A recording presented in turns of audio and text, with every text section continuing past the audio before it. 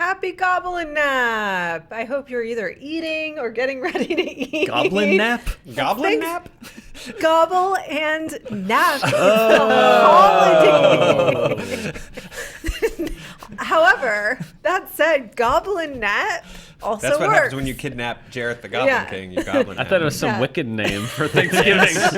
And then on Goblin Nap, we all get together. So it's good. You know what? It works for my Thanksgiving, and it's what I'm going to call it from now Goblin on. Nap. It's Goblin What are your Nap. Goblin nap traditions? Hiding the chalice, of course. Happy Goblin Nap. I hope you're eating and you're, I assume, like beating things and stopping people. Well, that's trolls, sorry. Yeah. Due respect to the goblins. That is what this holiday is all about. I hope you're drinking lots of things and relaxing with your family, and in between that and or to escape from that, watching us. Thank you. Hello. We are going to talk about the movies in theme with the holidays that we are thankful for this year and or feature goblins. Traditionally speaking, my Thanksgiving movie is I do an array of, sometimes I do a little Big Trouble. Sure. That's pretty frequent. I might sneak in a little Escape from New York. You never know. It's going to be Kurt Russell heavy, whatever it is. Are you going to see that movie where But he's Santa? luckily, this Thanksgiving, I have a gift from the very gods of Netflix in a Thanksgiving movie. Well, a Christmas movie, but it's on Thanksgiving, so it's a Thanksgiving gift for me, featuring Kurt Russell as Santa Claus. Thank you, Netflix gods. And with that in mind, we're going to name a couple of other movies that we are thankful for this year, starting with Mr. Joe Starr. We have 7 really great movies to recommend to you and 1 bit from Joe. Yeah. But this isn't today. Well, first, my honorable mention, I think, after the fact, was Mandy. I'm very thankful that that crazy movie exists. But the one I wanted to talk about a little bit is Blockers. Or if you are a person who calls the witch, Vavitch, cock blockers, because there's a symbol of a cock rooster, a male in rooster. front of the blockers, and I speak Old English, and so I say the whole name of the movie. This is just a really, really good, solid...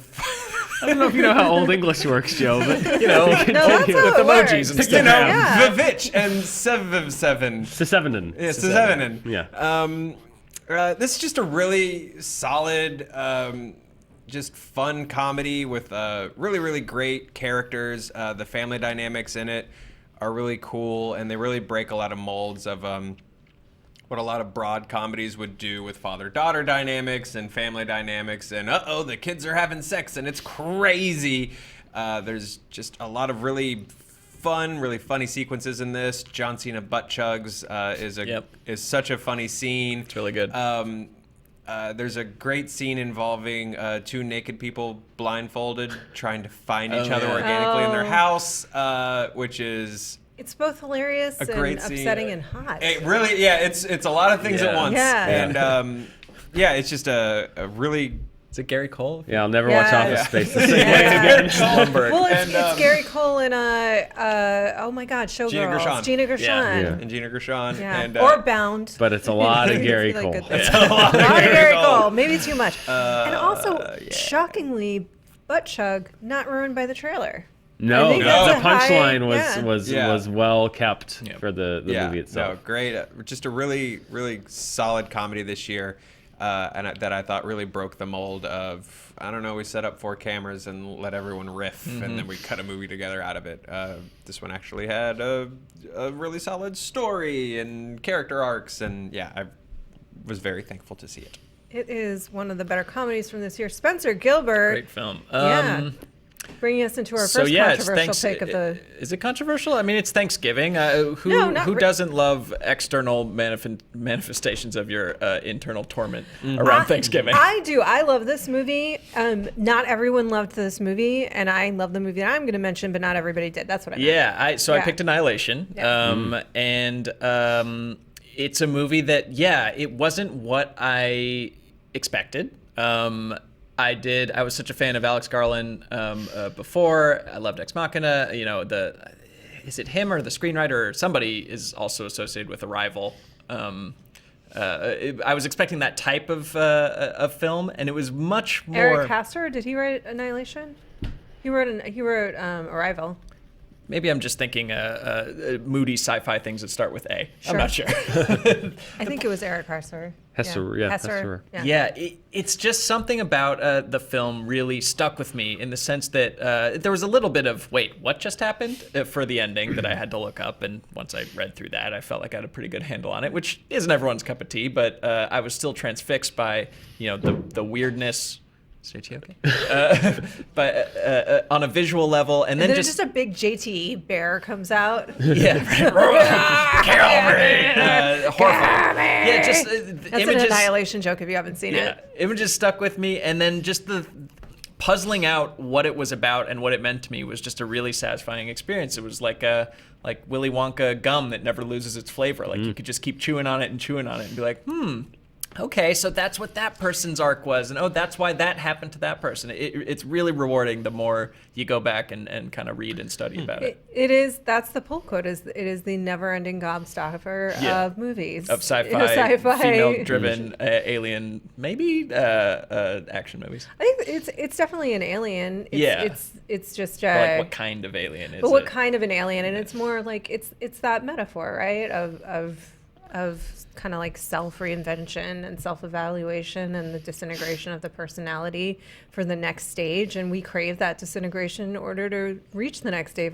We need it. Yeah. We have to disintegrate in order to evolve. It was certainly for her and her trauma and depression that she brought into there, but just so interesting of like whatever baggage people had coming into that bubble then like became their world. That's what manifested. Yeah. So it's just really, really cool, really interesting film that is on Netflix right now. So you should the creepiest go check it out. Scene of the year. Oh, bar which none. One? Which the one? bear. The bear. Yeah. And The any JTE movie, bear that we're including using. others that are going to be mentioned on the show, that scene itself, I weep that it was not seen in theaters in so much of the world, because theatrically that scene, I will put that up against A Quiet Place. I will put that up against any horror movie that came out this year, as far as just like just unsettling. Hair on the back of your neck, unsettling, really, So disturbing. Disturbing, but in a good way. but not in a bad like weird Wasn't European exploitive. with film way. Yeah. Yeah, this is one of those movies that I want to rewatch as well, because that was one of the things that I really appreciated about it too. Look, it's not, in certain ways it's a very subtle movie and somewhat opaque, but in other ways it's quite clear, you know. Everything that, to your point, everything that the person was carrying with them is became their manifested horror, either the method of their demise, or if they survived, if how. Yeah. Anyway, you know what? Nothing says Thanksgiving like a truly dysfunctional family. So with that in mind, I'm going to bring up one of my favorite movies of the year. That is Hereditary. And if you are interested, Dan and I did about 50 minutes on this movie. We could have done another 50. We could have done another 50 easily. And you can go check that out if you want to hear sort of more in-depth thoughts. But this is a movie that wasn't for everybody, which I absolutely understand. I genuinely believe this is one of the most thoughtfully crafted movies I've seen in the past year.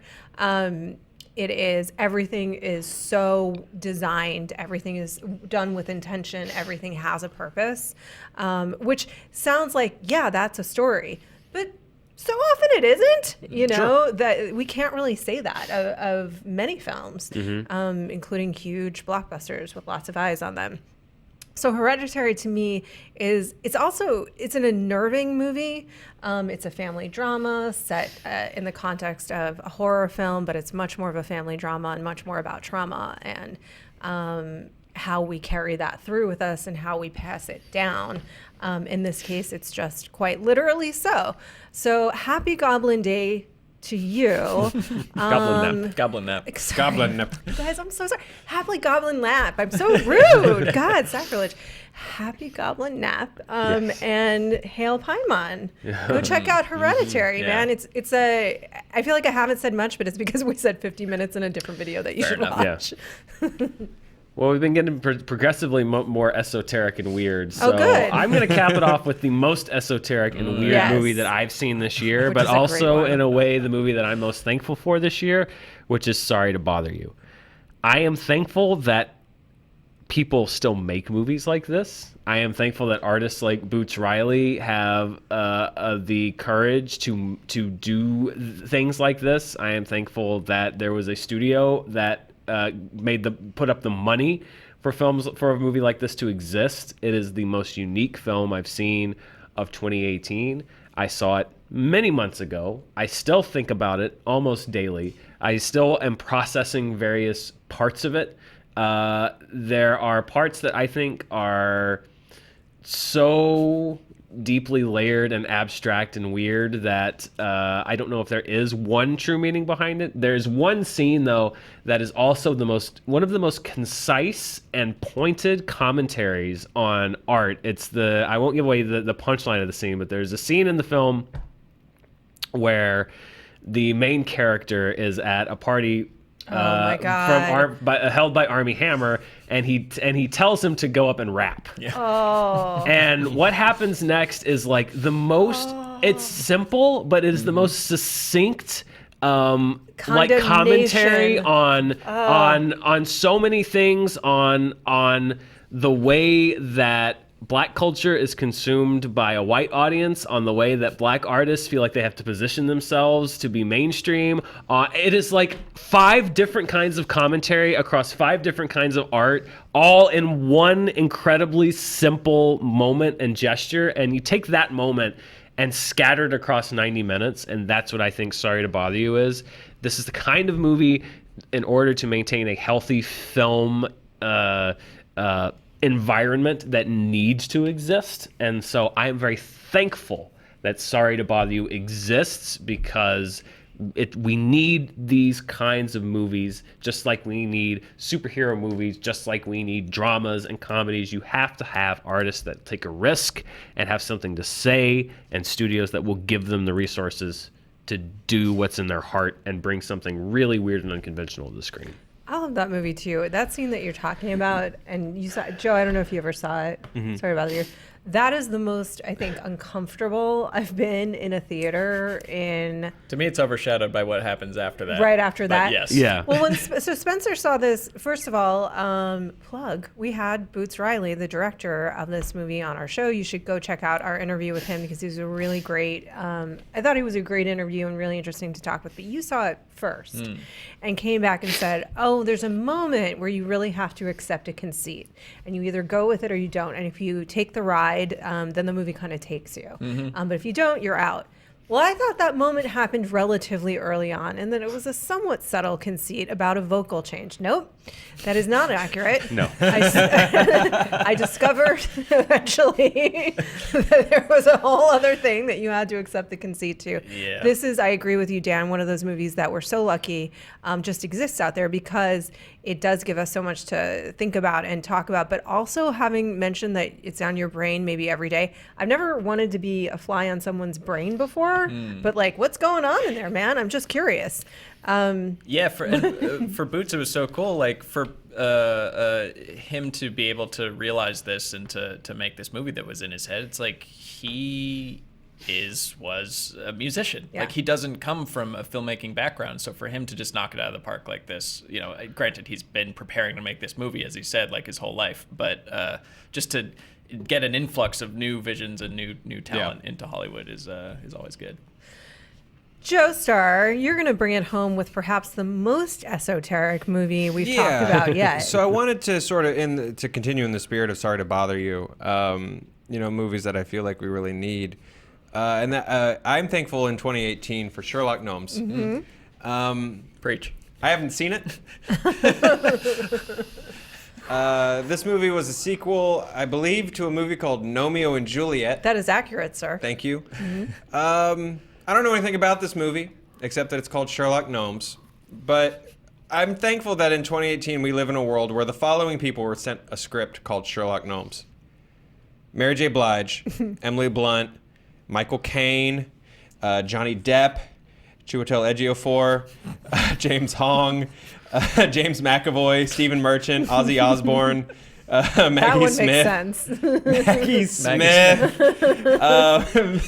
Stephen Wright, and Richard Wilson. And they all said yes. And they all went, yeah, you know what? Yeah, I'm going to do Sherlock Gnomes. There was a billboard for Sherlock Gnomes above the 7-Eleven by my house for several months that I looked at several times a day. Yeah. And would just stop and just soak it in. I never want to see this movie. I want it to only exist in your mind. Yeah, I want it to exist. And really, isn't that the glory of Goblin Nap? That you know, things can exist on, they can just on a different plane Yeah. in reality. Yeah, we can visit the Goblin Plane. Yeah, exactly. Where Sir Sherlock Yeah. Gnomes is playing 24/7. This movie just perplexes me. If there's one movie the Goblin King would love and play on rotation, Probably it's Sherlock Gnomes. Gnomes. Because on the other side of someone wrote "Sorry to Bother You," a studio looked at it and gave it the money and greenlit it. Someone wrote Sherlock Gnomes, and the studio went, "Hell yeah, that's our I think it was the other play." way around. The studio was like, Sherlock Gnomes, let's find someone to write this garbage. Yeah, true, very true. Somebody Which was trying an to pay the amazing rent. Craigslist post. I promise you. Or someone submitted like Gnome Country for Old Men, and they're like, but what if we flip it? And it's Sherlock. I've seen Sherlock Gnomes. I'm so excited. And right you're now. right, Joe. You never want to see it. That's too bad. Ooh. Gnome coming companion, gnome for the holidays. keep Homeward going. Bound. Homeward Bound. Spencer Gilbert, Yo. your selection is one that I loved, one of my favorite movies this year. And then I looked up the age of the director and was so mad.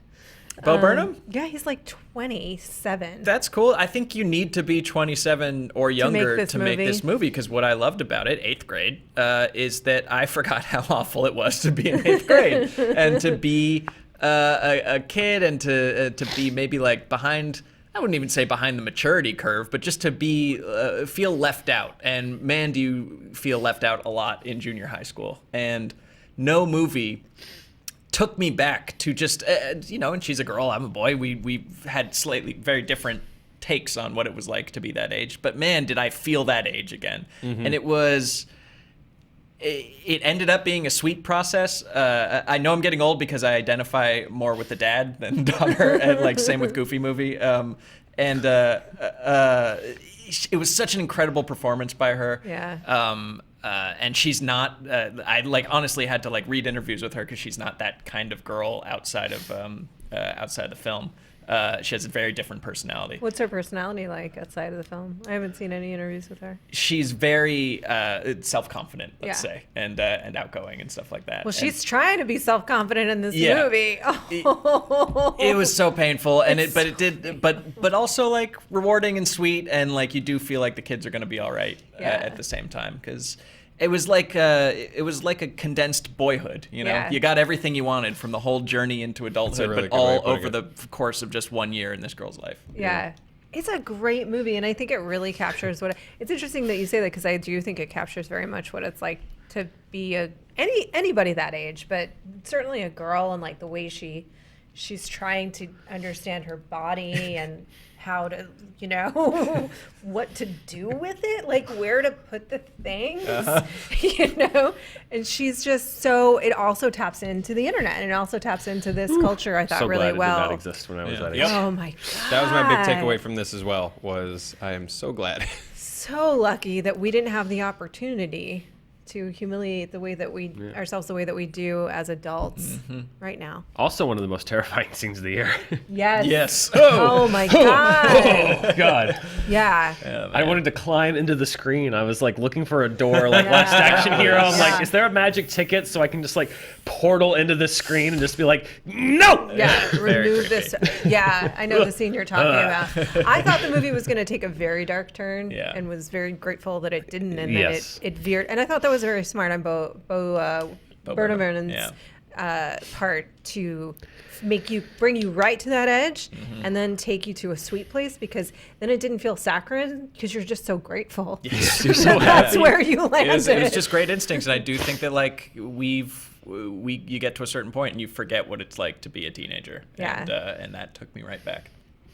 I don't feel like I've ever forgotten what it's like. I really Sorry. don't. No, thank you. Appreciate that. But this is a movie, speaking of sweet, movie that I'm very, very grateful for this year, and it's Won't You Be My Neighbor.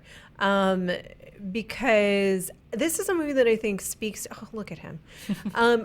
We need him so much right now. It's a movie that's about Mr. Rogers, and I didn't really have such a big connection to this show. I think I watched it a little bit, but it wasn't kind of like such a big part of my childhood.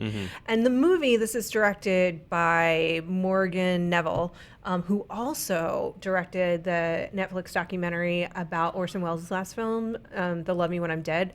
Highly recommend. Fantastic.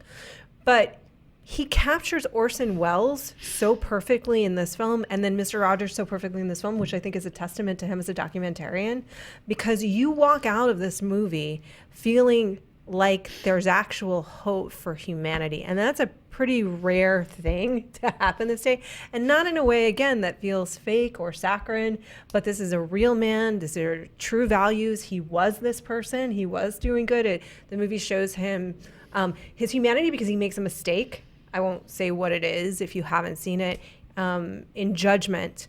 And then later he recognizes that he's done so and he makes amends. And that's nothing more human than that. So I'm truly so grateful to have walked out of one film experience this year thinking like, that's possible. That person did exist. That person had that impact, that existed in the world. This isn't a fantasy.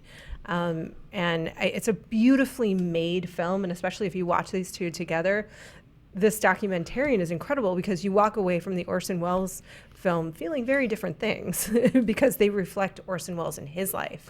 So I highly recommend both. But if you're going to watch both, the order would be Orson Welles. Orson Welles, chase that with Won't You Be My Neighbor.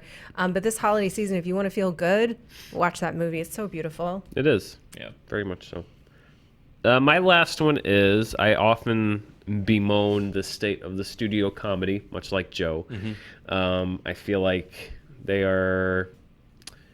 it's getting better, but it hasn't been a great few years for studio comedies. But I want to give credit where credit is due. There was one that came out this year that I really, really liked called Game Night, which did pretty well, but not amazingly well. This was a really funny movie, and it had like that great combination from a studio comedy, a really good premise, like a solid premise that was like easy to get across. It's a great log line, really well drawn characters. Every character in this film has a motivation as to what they want and where they're going and their own little journey to travel. It looks great. It doesn't, as Joe said, it doesn't look like they just threw on, flooded a room with light and rolled 4 cameras and told them to improv. Like, it's well written, it's well cast, it's well acted, it's well shot. It's funny. It's ambitious. It has action. It's got just about anything that you'd want. And I really, really, really liked it. I think it is now available on HBO Go if you want to watch it. I think I just saw that it just came on.